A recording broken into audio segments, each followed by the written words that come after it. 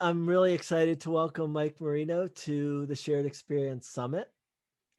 We connected on LinkedIn, and I was interested in his book title, which to me just suggested that the leader would transform him or herself. The executive would need to undergo some sort of transformation, learning experience before they could expect their teams to reach new capabilities. So I'd like to start before we talk about your book and some of your other things. If you could just give us an idea of your career path, what got you into coaching, what made you interested in the executive coach as a career? Sure, thanks. Well, my background's kind of split between corporate experience and consulting experience. And the consulting experience actually started way back when with Ernst& and Young doing typical management consulting. That led me to a corporate career of 16 years with PepsiCo through sales, finance, operations. Left there as vice president of sales strategy and sales development, and then got back into consulting. And I started doing consulting, more traditional management consulting. And then I had the opportunity to join some partners in an organization that was all about organizational development. And that's where the coaching and the team development and the organizational culture development piece came to life for me. Not just that they did that as a practice and did it really well, but they did it differently. And if I could share just a snippet, what Please. was different about it that kind of turned the light on for me, I thought with 20 years of executive experience that I was qualified to coach other people on how to lead because I had been a leader. And what I realized when I became a partner in this new organization, two of the founders, the co-founders, came from a family counseling background. And they brought family counseling concepts around systems and the health of systems to organizational consulting in a way that I hadn't heard of or experienced before. And they also started talking about how an individual develops, what their blind spots are, how they get awareness around those blind spots. And all of a sudden, I realized very quickly that if I was going to do executive coaching and professional coaching from my own experience only, I had about a 180-degree view of being an effective coach. But all of a sudden, I learned these other aspects from the counseling side, from the psychology side, from the understanding systems side that really made it 360. So as soon as I got engaged with them for the last 15 years, that's what I've been energized about doing is helping people kind of be that 360-degree type leader that knows themselves really well and can lead very well. So that's a little bit of my background and how I got to where I'm at today. That makes a lot of sense. And knowing yourself very well, um, as Socrates said, know thyself, and that's what's on the Oracle of Delphi. It seems pretty simple, knowing yourself, being yourself. I mean, you're hanging out with yourself all the time. Hmm. But it's surprisingly hard. And you mentioned blind spots. How do you have particular techniques, practices? What's it like when you engage with a client in trying to get them to see their blind spots and recognize about themselves what you see? Right.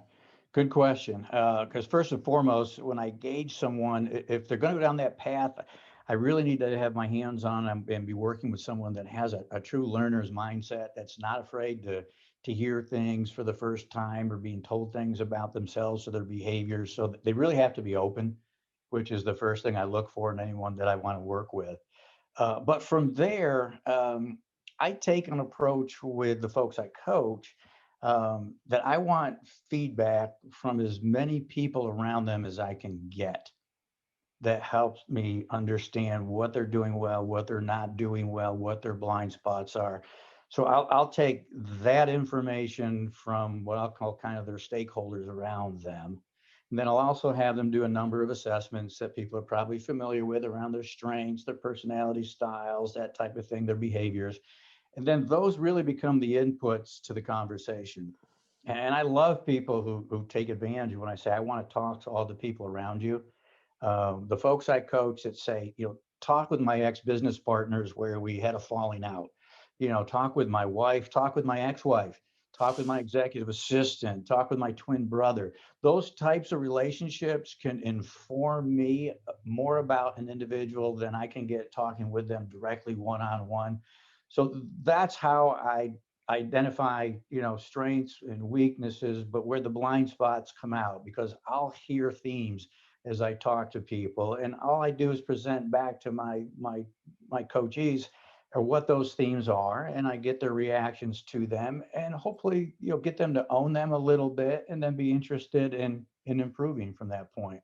So Nice. that's kind of how we typically will go about identifying the blind spots. That way, it's not me engaging the client and having conversations with them and them having to hear my perspective on what I believe their blind spots are. But these are coming from people they've surrounded themselves with for years, that they trust to speak into their lives. So it's easier for them to hear that and move forward from that perspective. Yeah, I can see that. And so what is the title of your book and how did that come about? Yeah, transform yourself, transform your organization. Subtitle is Why Leaders Always Go First. A couple of things there. One is I use the word transformation very specifically because the type of work I do, I'm looking for making significant, long-lasting change in people and in organizations. I'm not interested in making slight temporary changes for folks. So that's why the word transformation pops out on the book twice. Why leaders go first? For me, I fundamentally believe in my heart of hearts that all leaders want to see their organizations at their best. They want to see their teams at their best, and they want to see the overall organization at their best. And my point is to bring out the best in your teams and to bring out the best in your organizations, you have to bring out the best in yourself first. You have to be the best leader that you can be for your organization to be the best it can be. And not only that, if you expect your organization to go through learning and change and transformation themselves, to see you model that and demonstrate that first is critical for a leader. So I think a lot of times people read see the cover of my book and say leaders go first. I thought, Simon Sinek always said, leaders eat last. Why are you saying leaders go first? It's a little different approach. I'm not talking about the benefits, therefore a leader should be last in line. Here I'm talking about change. And who better to change and transform first than the leader? At the end of Mhm. the day, our organizations, they're reflections of our leaders. And as the leaders grow and change and develop and transform, then the organizations can. So that's the essence of the book. Mhm. I can see that. And do you have is the book more prescriptive? So do you have exercises? Are there specific methodologies that you work with people on? It is fairly directive and somewhat prescriptive. There are examples and exercises because I take a leader through a three-step journey. The first section of the book is about you as the leader. How do I become what I call a well-defined leader, which is someone who understands their purpose in life and how they apply that to their work life and what their individual principles are, how they're going to live those out in their work as a leader. So I focus on being a well-defined leader, a non-anxious leader, a self-aware leader, and a leader who's trustworthy. So I go through chapters on each of those elements up front, and that's all about doing the work to understand yourself better so you can be a better leader. And from there, we transition in the second section of the book or chapters around then how as a leader do you enable high performance or high functioning teams? And there's very specific steps and approaches about that. And then the third section of the book speaks to then how do you bring about a thriving organizational culture as a leader? What is your role in developing and sustaining a thriving culture in an organization? But it goes kind of logically and linear in that fashion. Define yourself as a leader, be healthy and be thriving as a leader. Your immediate circle, your direct team, get that healthy, get that thriving, and then focus on the health and the culture across the organization. And again, there's exercises and there's methods and approaches described in each of the sections that hopefully a leader could read that book and honestly, be a DIY, do it yourself and make changes in yourself and your team and your organization. If I can help in addition to the book, would love to, but if the book stands on its own and can help, I'm grateful. Cool. Cool. So it's been 15 years since you were in a big company. Um, are you finding that cultures really have changed, and how much is um I mean, 15 years ago it didn't seem like it was part of big business to, for almost everybody to have an executive coach and for it to be part of the business setting. How has that changed in the last 15 years? Yeah, I think it has changed. And again, I'll steal a sentence from the book in that, organizations don't transform, people transform. Same type of thing, I think, around what's happened around organizational culture. People have changed. So it's not that leaders decided culture's really important, but the people coming into their organizations, the millennials, the people have different worldviews and different value sets and want to have a different experience at work and want to feel connected at work and making a difference at work. It's a change in people that change the focus on organizational culture. So the leaders and the organizations had to change to engage and have the right experience for these different people that are now in the organization. 25 years ago when I was there, it was a little different. The value sets, the world views, the expectations from my organization, the experience I was expecting working there for 15 years is quite different than today's employee on average. So therefore, culture has become even more important. And I think a lot of organizations saw that and addressed that sooner maybe than others. And but those are the organizations that are being rewarded for it today. Yeah. No, I can so see that. I mean, I remember um, sitting with a CEO of a big public company, and he was so proud that the word empathy was in their, in their value statement, right? And of course, it was still very old school in that, there were these lucite tombstones in the boardrooms. And to tell the truth, even though this CEO was one of the kindest, most empathetic people I had met, really generous, and you could tell with his generosity of spirit, and a very good CEO.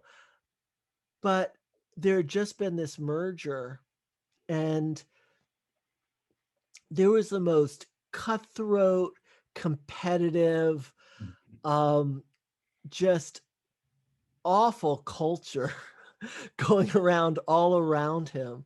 And I just, I can see that what seems to me is shifting in corporate America is that the younger generation is calling bullshit on the things that the executives say about themselves and pretend are their values, and Yep. that's all blowing up. Not only are they more willing to call BS, they're willing to play their card and walk away much quicker than the Gen Xers of the world, right? I mean, I think I just saw a recent study that was talking about the impact of COVID and the hybrid workforce, and if flexibility didn't remain as an element of an organization going forward, coming out of the pandemic, what would happen? And one of the things that was interesting is like, although everybody wanted flexibility, regardless of whether you are, Gen Y, millennial, Gen X, baby boomer, everybody wanted it. But the millennials, like 94% of them said, if we don't have it, I'm leaving. Mm, And the Gen Xers and the boomers, well, if we don't have it, a third of them might leave. So the younger generation, yeah, their expectations are different, and they're willing, because they're about experiences, they're willing to drop this experience and go get another experience in a heartbeat. You just have to recognize that. Mm. No, it's really interesting that it used to be that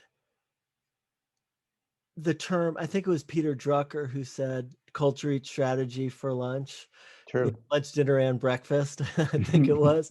Um, and people would talk about culture, but I really agree until the millennials and now Gen Z, um,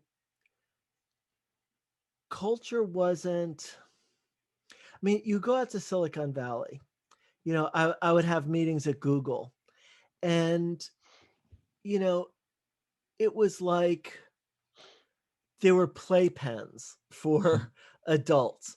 Like, so there are massage rooms and sleep pods. And it was like going to IKEA and putting my kids in the ballroom, so that they could play.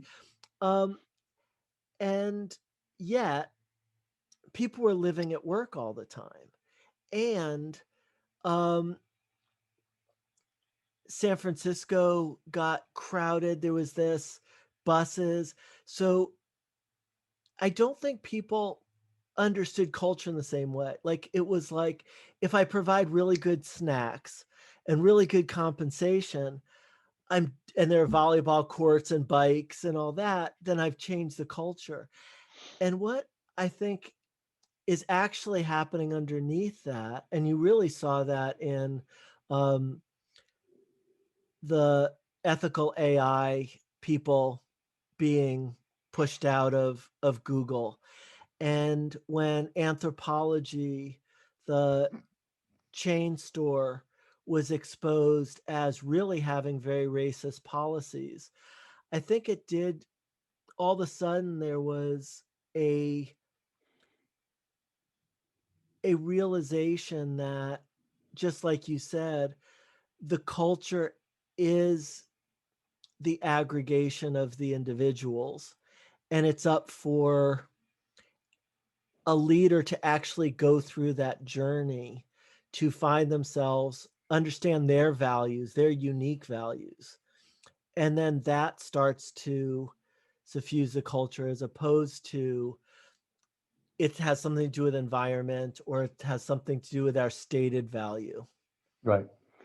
That's an important topic, because when I talk to organizations about culture, I basically break culture into two buckets. There's two components for me. One I call purpose, and one I call climate. And linking back to the Gen Z and millennials, the purpose is really important to them. And by purpose, I mean, what is the organization going to be about, and why is that important? And then from that, how do we enable each member of our team to get aligned with that purpose and feel like their contributions to it really matter? That, to me, that half of culture is really, really important. And especially for the millennials that we're talking about, because at the end of the day, they want to belong, they want to contribute, they want to make a difference. And if it's not here, it's going to be someplace else. And the connection point for them is around purpose. If their purpose aligns with the organization's purpose and what they're about and why they're doing it, those are the underpinnings of a healthy, thriving culture. The other half is climate, and we can talk about ping pong tables and skate parks and all the other stuff. But the climate piece to me is more about collaboration, creativity. Could it be fun? Yes, but those are elements that make sense from a cultural standpoint, but they're kind of additive to the fact that you've got the purpose underpinnings in place first. So I think historically, as people were taking their first stab at changing culture, they were so focused on the climate piece, they completely whiffed on understanding the purpose side of the equation. And climate alone doesn't work if you don't have the purpose piece in place first. No, I really get that. I actually took a course. I was entrepreneur in residence for this. an educational nonprofit that had a great course called The Power of Purpose. And it people really develop their individual um, there was they created this distinction between the demand generator, which is I have to do this, and if I don't do this, then this will, what's going to happen, and sort of getting yourself down into this deep hole of I have to do it, I have to do it, I have to do it because. Whereas the purpose generator, as you were in it, it actually made you lighter and lighter. I want to do this because I want to do this because, and as you went through those whys, by the end of it, you really do get to your core purpose of supporting other people, of what is nourishing for you in terms of deeper connections. And when it's something that I also wonder about with companies, because a company like Amazon can have a purpose that really is around customer satisfaction and service. And yet at the same time, they have people peeing in bottles because they don't want to aggregate enough, so there are these huge splits. And so when you talk about purpose, are you talking, again, is it back to the deep purpose of the leaders and the individuals, or are we talking about like with PepsiCo, to refresh and delight, or whatever that purpose would have been? The two can be married, but they are different. I mean, as an individual, you can have a very specific purpose, but for your organization, again, think about organizations that are in, healthcare or pharmaceuticals, where they have the type of purpose which is to, change people's lives through, through health and nourishment, that type of thing, where an individual coming in as an employee, whether maybe they had a background that was unhealthy and they changed and they saw the impact they had, and now being part of an organization that can help people go from unhealthy to healthy really matters to them. So that's where a personal purpose and an organizational purpose can kind of come together. And when you have that power, then you have a really strong starting point for culture because people are engaged at that part. But yeah, every organization should figure out kind of what that purpose is, just like every individual should figure out what that purpose is. And I spend time working with individuals and I coach them up front as far as them being well-defined leaders on something I call their unique purpose. And I take them through a series of questions and experiences and things from their past and try to generate, what happened in their life, made them the way they are, and has formed the type of purpose that they're trying to live out. And it always somewhat amazes me, I'll work with folks that are, 50-year-old, 30 years of experience professionals, and they'll look at me and say, Mike, I've never really thought about that. And I always think, how did you, what was your North Star for the last, 30 years of professional life or 50 years of life that you were just, following? And what you find is that people don't have that. And that's why they go from place to place and job to job and relationship to relationship. So I really love spending time with people to help them figure out, number one, all of us have a unique purpose. That's why we're here. We're all part of one big family. We're all contributing our gifts and talents and skills that we have. But figuring out what is unique about this person right here that I can contribute in a way that the other 99% of the people can't contribute. Trying to just take the time to figure that out. Because when you do, and you're living in that sweet spot, in that zone, that's where you're at your best and you're having the greatest impact on people. So I'm a big believer in purpose, both on an individual basis and on an organizational basis. Yeah, it's really interesting. The vision I got as you were describing that really is about an alignment between the two. Yeah. That sweet spot is when you as an individual, what your gifts are and your passions and your purpose are really contributing to the group effort and purpose. Um, And it really isn't how it used to be where people would stay in jobs. I mean, how many years were you at PepsiCo? I'm just curious. I was 16 years, and when I left, everybody said, "Well, I thought you were a lifer." And I'm thinking Right. that was 16 years. That felt like a lifetime, but Yeah, it really is different. So there is this fluidity now, and I I believe that, like I was saying, I can't even remember if it was before we were recording or after we were recording, but about HR being the new IT, and that there being this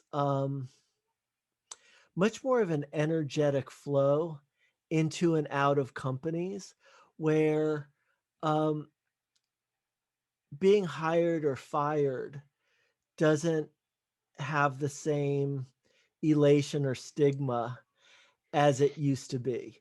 And people recognize the importance of somebody's talents, abilities, and who they are for what's needed at that moment or for and some period of time.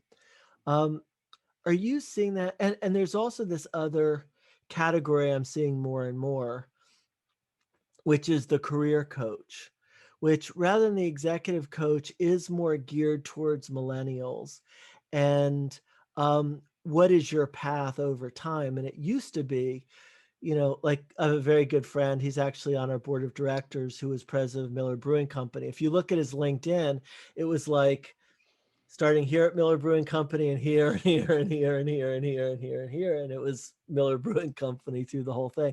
Another of our directors was an executive vice president at Viacom, and she was at MTV and came up through the Mhm. ranks. So I'm just wondering if you're also seeing the concept of an executive being different. An executive is more of there can be more flexibility and fluidity, and it isn't uh the same loyalty um or demand for loyalty to an organization. Right. Yeah, I would say loyalty to an organization may be a thing of our generation that is long gone in today's generations. But I will say there's definitely more fluidity in the marketplace as you describe it, which can be really, really good for the individual as they're trying to find their fit in the right spot for them. Um, but it's not good for an organization because the organization is still suffering the cost of all of that change, all of those what I'll call misfits, if you will. So where I like to work with organizations around culture is not just defining it and saying this is what our culture is, but using it end to end, using it to identify and interview and bring in and onboard people all the way to performance management and how do you recognize top performers, whether they're aligned with your values and your principles that are part of your culture or not. Because to me, the organizations that do the best job up front, not just being able to state or articulate what their culture is about, but to be able to identify those people that match up with it the best, those people, A, will stay longer. B, they will be more loyal. Again, not loyal to the company or not loyal to an executive, but again, they're loyal to the purpose and they're loyal because of the culture. Because people will come to a job. I mean, still today, you know, at least half the people will take a job. I hate to say it, but because of the compensation, right? Mhm. The initial compensation, not so much the other aspects of it. But the people stay in the job because of the culture, right? So getting that fit right up front, where you've got people that you understand are matching with your culture, it's better for the individual because they don't have to go from experience to experience and try out everything to find their fit. And for an organization that's always trying to manage costs, you don't have the turnover expense that you're replacing that spot every 18 months because you did a poor job of finding a fit there. Yeah. So it is part of our culture today that people are on the move more. Some of that is based on experience and people not finding exactly what they're seeking. But at the same time, I think organizations could do a better job of matching those up initially to try to mitigate some of that. Mm. Yeah, I can see that. I can see that. So this is super cool. I guess kind of as a final question, what really inspired you going to I mean, when you left the Coca-Cola, sorry, Pepsi Cola company, you could have gone um, to another consumer packaged goods company. You could have, embarked on your career that way. What was it that made you say, I want to be a coach for other executives Right. rather than continue on the big company career path? Gotcha. And that's a really important question. And my answer is probably going to sound like we staged this conversation, but I'm going to tie it back to what we talked about earlier, is because when I left there, I was in pursuit of my purpose. Mm, I wanted a better understanding of where I was supposed to be and what I was supposed to be doing and how was I was supposed to be utilizing my gifts and experiences. So for the first time at that stage in my life, I started on the pursuit of my purpose journey. And it took me, I mean, I always tell people it's an evolution. I mean, I thought I understood my purpose 15 years ago. I thought I understood it 10 years ago, 5 years ago, but it keeps tweaking and changing a little bit. But I went on that journey, and what I came down to was my unique purpose as I understood it at that time was defined in a word. It was bridge. mm, And the purpose statement was that I felt like I was to be a bridge helping people get from where they are to where they want to go. mm, And I started thinking about, okay, if that's my purpose, how do I live that out? And not just in work. I definitely wanted to find that out from a vocational standpoint. But I always tell people, once you have that purpose understood, think about all the platforms you've been blessed with: work, family, community, volunteer, coaching your kids, whatever it is. Once you have that purpose figured out, you should be able to then understand, how do I live that out in each of these platforms that I've been given the opportunity with. So, but for me, to answer your question, the first thing was, if I believe my purpose and my calling is to be this bridge and helping people, how do I best do that? Then the organizational development and coaching and building teams and building organizational culture just made pure sense. And I immediately got engaged with folks that did that really, really well, learned a lot from them, and have been on the journey ever since. wow. I love that image and I love that metaphor system of the bridge because um, in the journey of someone's career or their life, they come upon these obstacles, these ravines, and there you are, where okay, here's the way I can connect from this side to that side, and I can see how valuable that would be for your clients. I definitely enjoy it. And you talked earlier a little bit about career coaching and that taking off these days.